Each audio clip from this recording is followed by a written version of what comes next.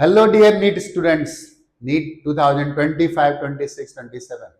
इस क्वेश्चन को भी देख लेते हैं, डिफिकल्ट था कि नहीं, आउट ऑफ सिलेबस था कि नहीं था, कितना टाइम लगेगा, हम क्यों नहीं कर पाए, हम कर पाए। तो पूरी बाल की खाल निकालेंगे इसको और एक एक क्वेश्चन की निकालेंगे और हम एक माइंडसेट तैयार करेंगे कि नहीं, प्रॉब्लम पेपर में नहीं है, प्रॉब्लम हमारी अप्रोच में, हमारे तरीके में। ओके, पढ़ लेते हैं। एक एक पार्ट अगर किसी थ्योरेटिकल एस्पेक्ट से अलग पूछा गया हो तो बताना, ठीक है ना। हाहाकार मचाने का मतलब है कि हम जैसे सोच के गए थे वैसे पेपर नहीं आए। तो एक सलाह है तुम्हारे लिए कि दुनिया में सब पे भरोसा करना, एग्जामिनर पे मत करना। ठीक, वो क्या देगा किसी को नहीं पता है। A container has two chambers of volume V1 and V2. 3 liter, 2 liter, V1 2 liter, V2 3 liter separated by partition made of a thermal insulator. वैसे उसने बोला है ये चैम्बर है, यहाँ पर एक सेपरेटर है और V1 की वैल्यू 2 लीटर्स और V2 की वैल्यू 3 लीटर और इसके बारे में उसने इंसुलेटर बोला है। तो ये ऑब्वियस हो गया कि ये वेसल खुद इंसुलेटर है, क्योंकि सराउंडिंग के बारे में तो कुछ दे नहीं रहा। वैसे उसको लिख देना चाहिए, बट उसने मान लिया, कितना समझ में आएगा तुम्हें।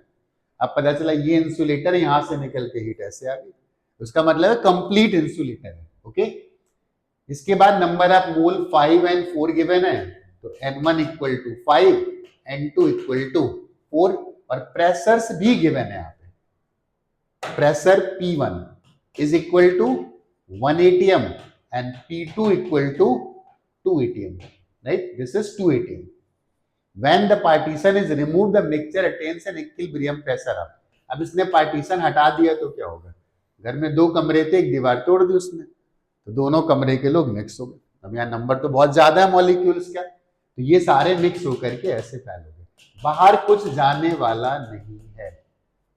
इसका मतलब कुछ कंजर्व हो ना हो, उन पार्टिकल के पास जो काइनेटिक एनर्जी थी, जो इंटरनल एनर्जी थी, वो नहीं बदलने वाली है। ठीक है ना। सबसे मेन ऑब्जर्वेशन यही था कि internal energy of the system is not changed.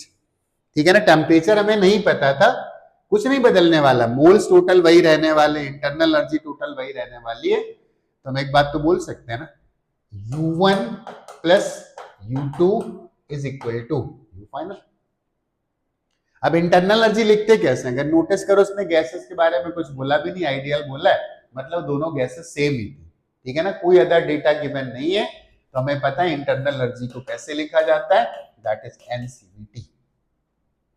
ठीक है ना, अगर इंटरनल एनर्जी को ऐसे लिखा जाता है तो मैं लिख देता हूं N1 CVT plus N2 CVT is equal to, और जब दोनों चैम्बर एक हो गए ना तो total number of moles becomes N1 plus N2 into CV into T। हाँ, इसका T1 मानेंगे, इसका T2 मानेंगे और इसका T फाइनल मानेंगे।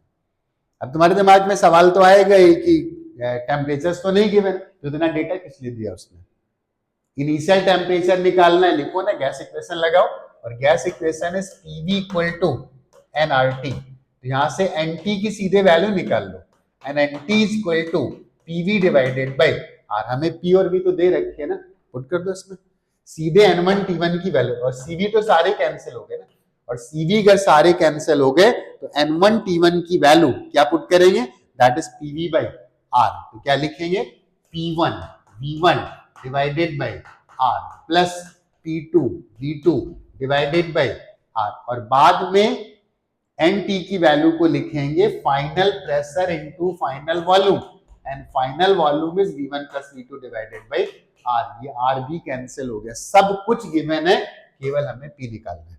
P1 की वैल्यू 1 गिवन थी, राइट, V1 की वैल्यू 2 गिवन थी, तो 1 इंटू 2 कितना हो गया, 1 इंटू 2 हो गया 2, राइट। इसके बाद P2 की वैल्यू कितनी गिवन थी, 2 गिवन थी। V2 की वैल्यू कितना गिवन था, दैट वाज 3, 2 इंटू 3 6 हो गया, is equal to P, and now the total volume has become, जब पार्टीशन हटा दिया, दोनों कमरे एक हो गए, 5 लीटर हो गया ना, तो V1 प्लस V2 की वैल्यू को 5 लिख दो, and P will be equal to 8 divided by 5, और 8 को 5 से डिवाइड करना तो आता होगा ना, 1.6, एंड आवर आंसर इज 1.6। कैसी कैटेगरी में रखे, इंटरनल एनर्जी सिलेबस में ना हो तो मैं डिफिकल्ट कैटेगरी में रख सकता हूं। ठीक है ना। और अगर है, हाँ, थोड़ा सा टाइम लगेगा सोचने में, सॉल्व करने में, but not more than one. हमें तो समझाना पड़ रहा है तो ऐसे लिख रहे हो। अगर मैं सीधे सोचता, पता है क्या सोचता, मैं सोचता गैसेस सेम है, सीवी सेम हो गया, ठीक है ना।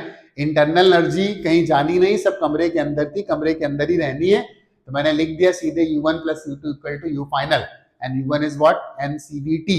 तो CV तो चला गया, मतलब हमें एन टी का मल्टीप्लीकेशन लिखना था, एंड टी का multiplication is directly proportional to pressure, मतलब मुझे लिखना था P1 V1 plus P2 V2 equal to P times V1 plus V2। Direct 40 second, या बहुत ठीक है, थोड़ा सा टाइम अगर लगा सोचने में, not more than 1 minute. Moderate category में रखूंगा, और इसलिए क्या सोच समझ के आंसर करना था, डायरेक्ट नहीं था, ओके ना। बट ऐसे नहीं रखूंगा कि आउट ऑफ सिलेबस आ गया। आते